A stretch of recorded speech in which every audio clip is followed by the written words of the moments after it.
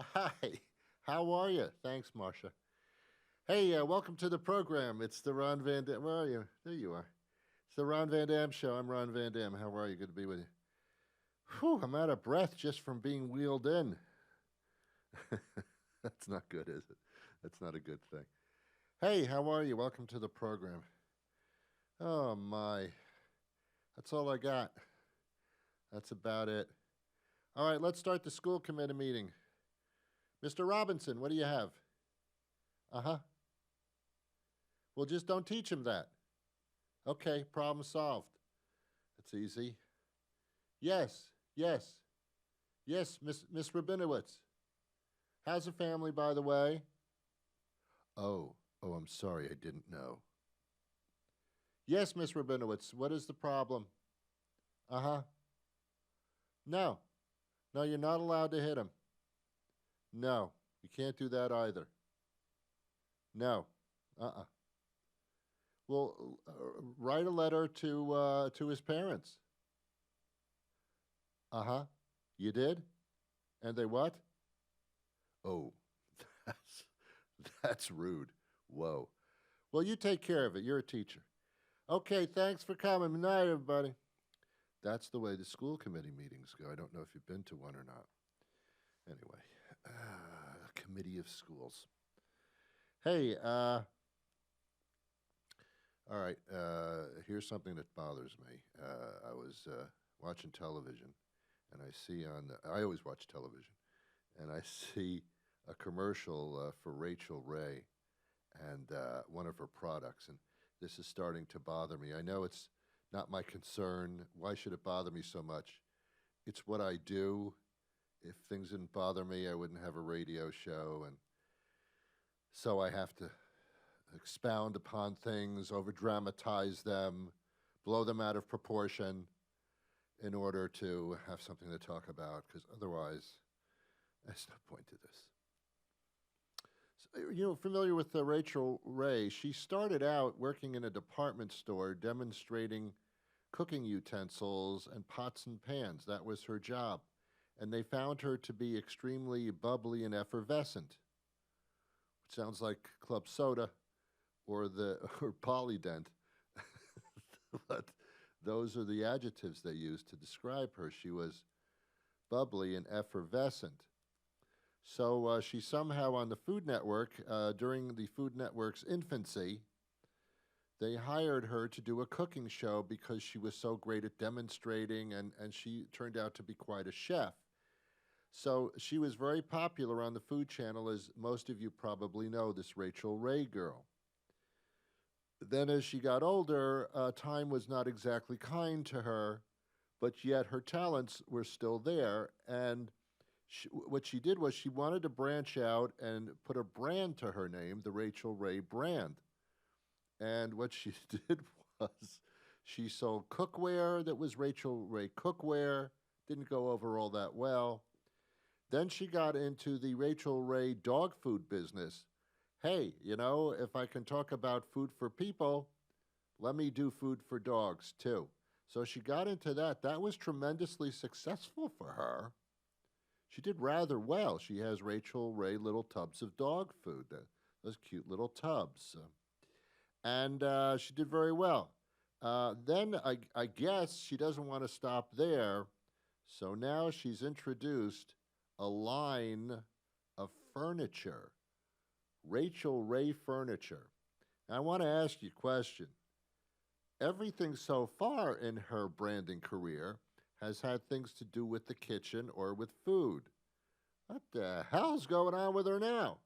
What does Rachel Ray have to do with furniture? Well, I sit on furniture. Rachel, you're getting out of hand. You're getting out of hand. Her big item in the furniture world now is Rachel Ray beds. Beds. Beds, the things you sleep on.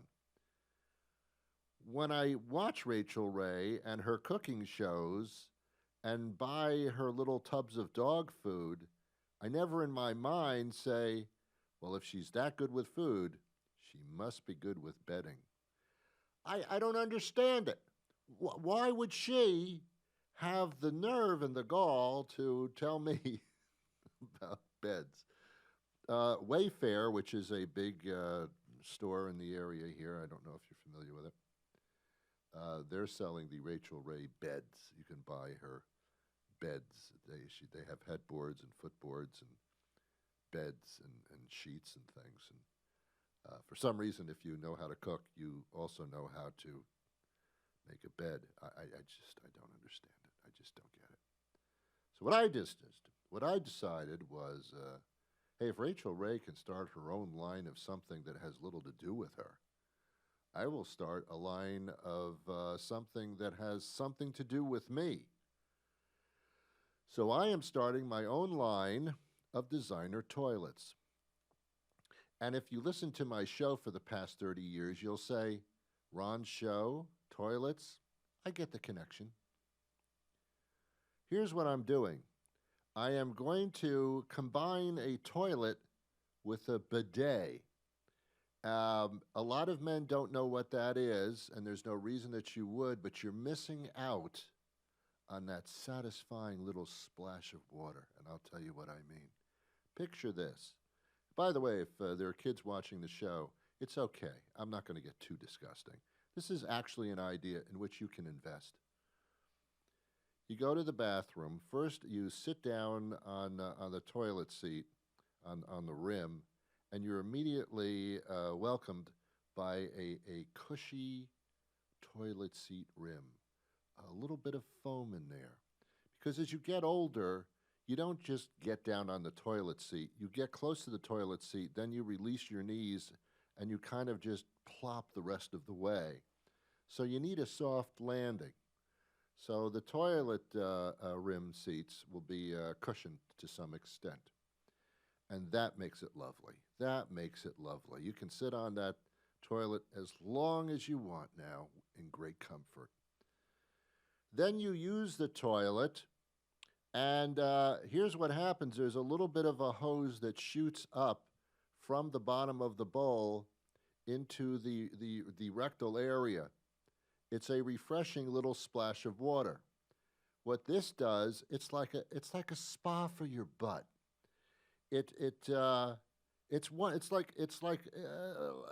like one of those water picks. It's refreshing. I don't know if you've ever had water shot up your butt before.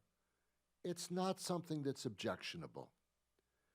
A little splash of cool spring water makes you feel like you're at Niagara Falls or enjoying some type of a peaceful spa experience. For ladies, this can be double utilized for all your douching needs. I think it's an excellent idea. It requires extra plumbing, but once it's set up, oh my God, what a refreshing spa experience for your rear end. Do you want to invest in my idea? All right, the picture froze. There's something wrong with my TV. No, there's not. I think it's a great idea. Men tend not to sit on toilet seats when they do the number one. Thank God there are only two. Is there a number three? Ooh, when they do the number one, they stand up and they enjoy it because it's like target practice.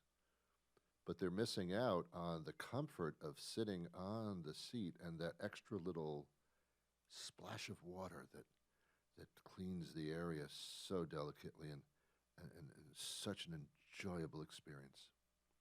So, what do you think?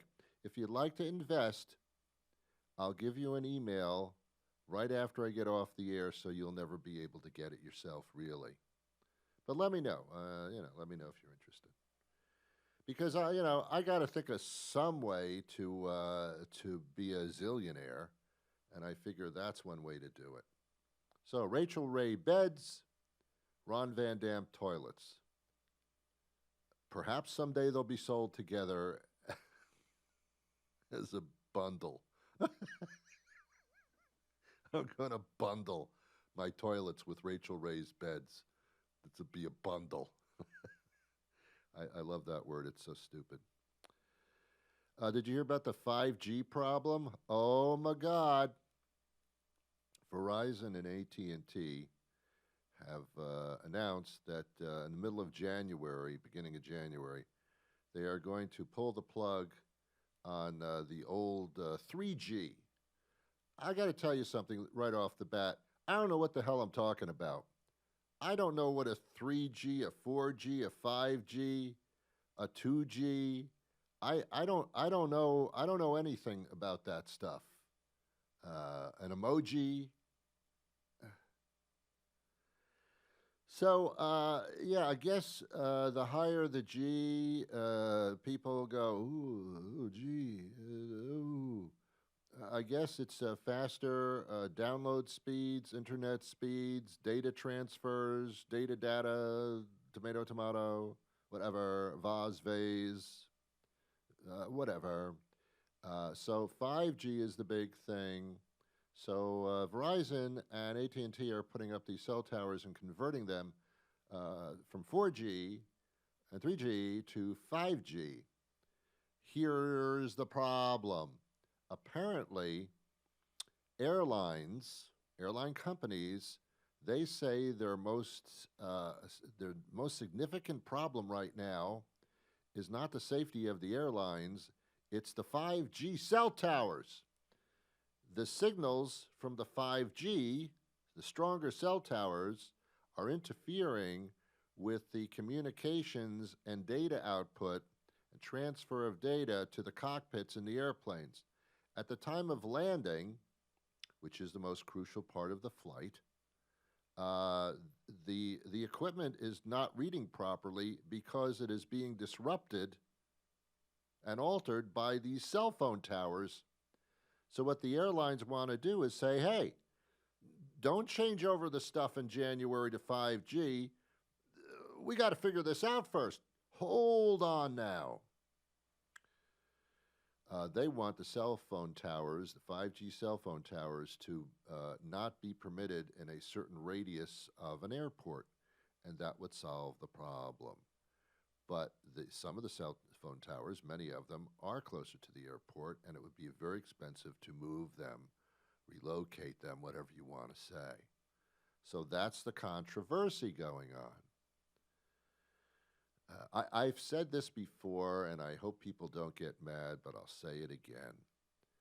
Someday, I think in about maybe 10 or 20 years, long after I've left the Daily Planet here, I believe that there will be some scientific revelation that cell phones cause brain cancer. Or some other kind of cancer. If you carry a cell phone in your pocket, let's talk about prostate cancer, testicular cancer, you name it. If you're a woman, maybe breast cancer, maybe some kind of breast cancer. It depends. Maybe it depends where you have your phone. Maybe it doesn't matter. But they're going to find out in a couple of decades that cell phones are an incredible health hazard and that most of you are screwed.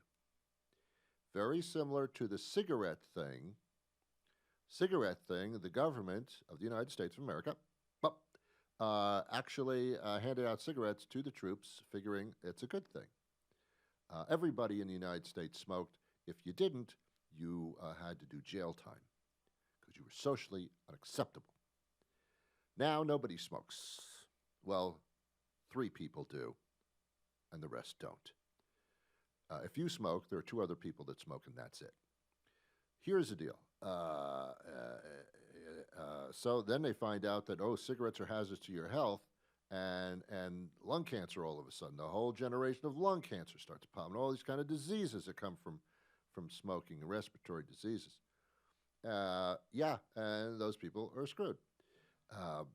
Even more so will be probably the cell phone problem, similar to the what a strong cigarette lobby there was.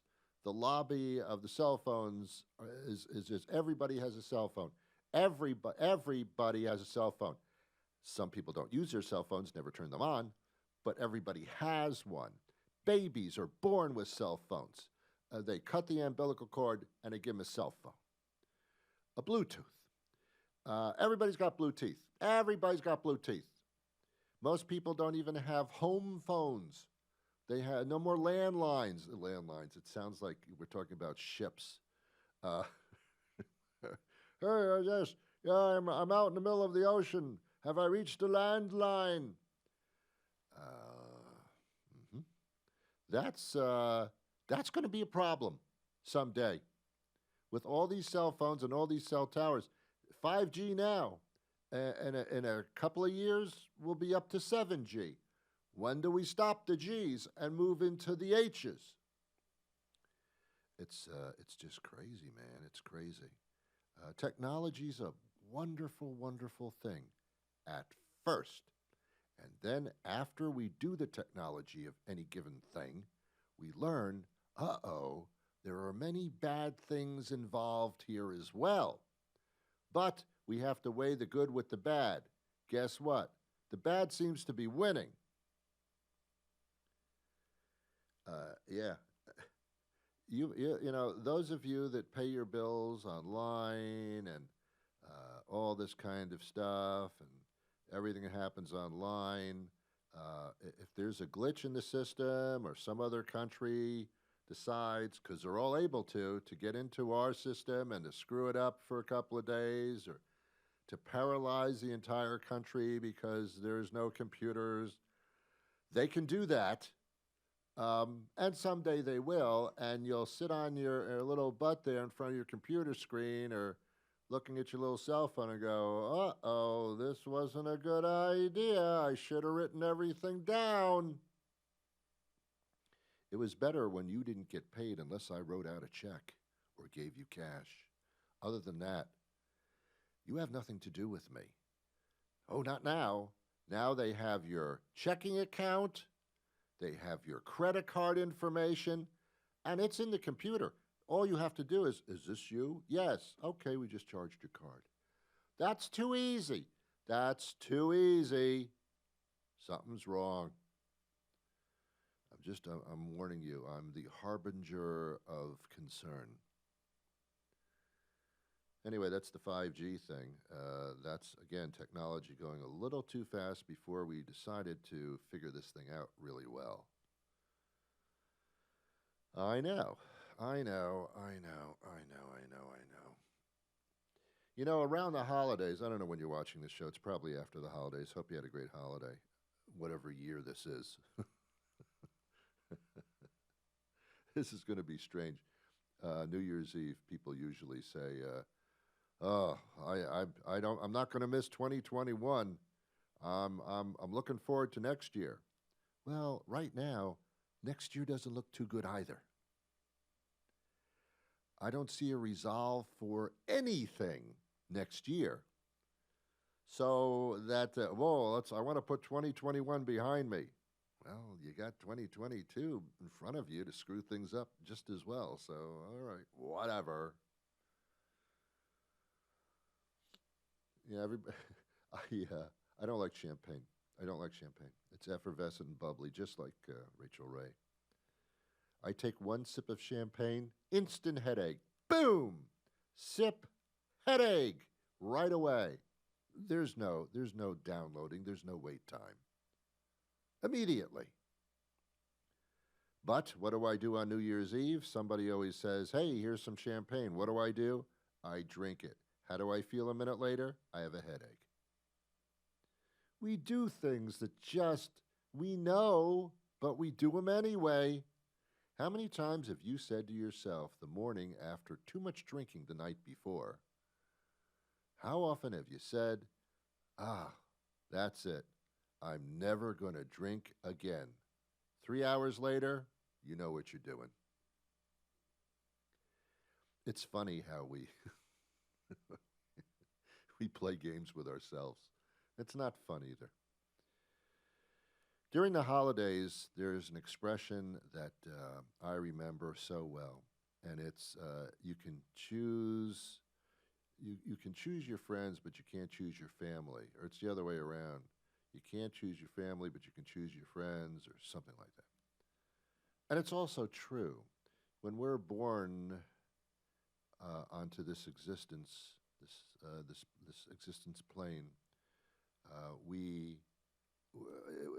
it's just there. It's given. We don't make any choices at all. We don't even change our own diaper. We don't.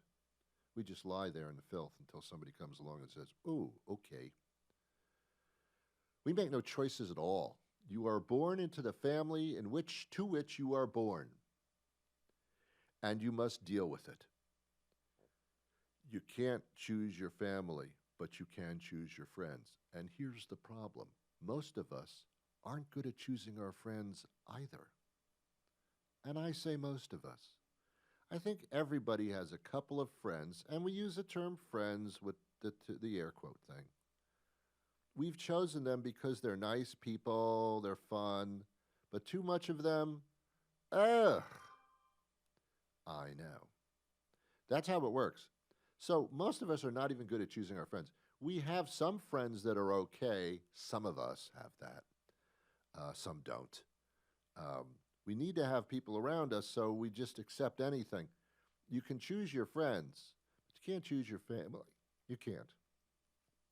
And with the holidays coming up, that's a problem. It's a problem. Yes, the most important day of the year of family and family gatherings, I don't like half of them. They are my family. They're your blood, but they're your blood. They have your blood. You sat somewhere and did a blood transfer. So what you vampires? You actually are the same blood. How can I go against my own blood? What are you talking about?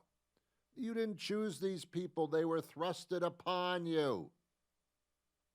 That Aunt Sally, she's a real winner, isn't she? Did you choose her as your aunt? No, she was thrusted upon me by blood. By a blood transfusion, I suppose. I don't know. I don't know. We love our parents because they brought us into this world and they raised us. And sometimes that didn't work out. Sometimes it did, depending on your personal family history. We didn't choose them. We didn't choose them. We didn't choose them. There was no lineup of adults where the little baby went, I want that one there, and I want that one there. That didn't happen. They were thrusted upon you. The way that you turn out is a matter of environmental luck. It's the way you were raised, and you didn't choose who raised you.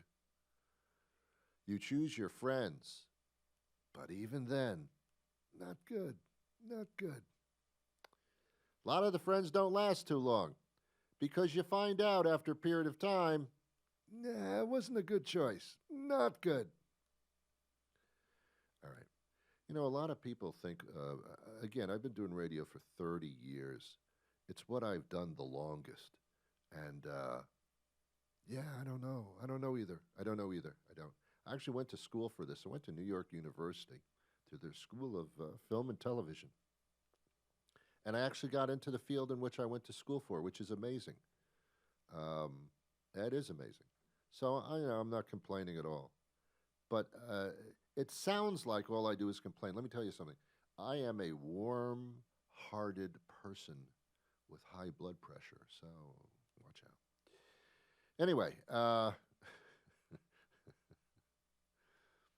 you know, if I am to pass on any type of that wasn't the end of the sentence. If I am to pass on any type of advice, I'm going to pass on two pieces of philosophy that I have lived by. Hasn't worked for me, but I've lived by it anyway. Here it is. The first one is life is a series of speed bumps. In everybody's life, at every age, there are speed bumps, like on a road, to slow you down. Speed bumps, hurdles in life. We all have them. Nobody goes through life without these considerable hurdles of pain, of indecision, all those things. The hurdles exist. Can't get around the hurdles. Question is, how do you get over them? It's like a speed bump down Main Street. You got to slow down for how do you handle the speed? How do you drive over them? How you do that is your decision. You decide how you get over that speed bump, what method you use. You decide how you get over that hurdle. Hurdle's there. How do you get over it? People have all different methods, but it's your decision how you get over that hurdle. You know you can get to the other side. It depends on how you do it. That's my first piece of advice. Second piece of advice is don't know your strength and your real strengths. It's good to know what you do really well, but it's also very important to know the things that you really can't do well at all. Don't do them. We always concentrate on our strengths. Everybody says, build yourself up, overcome everything with your strengths. Okay, fine. But I say, if you know you can't do something, don't do it. Stop frustrating yourself. I, for example, around the holidays, I realize I am horrible at assembling things. I can't put anything together at all. I never buy furniture that's delivered to my house, knocked down, and then I have to open up the box, read the instructions, which are not in the language in which I speak, and assemble it. I am horrible at that. I get frustrated just opening up the box. Every time I lay out the pieces, you should have 10 bolt nut screws, 20 of the wing nut screws. What are you doing to me? I'm always either missing something or I have a lot too many of something else. It never works out.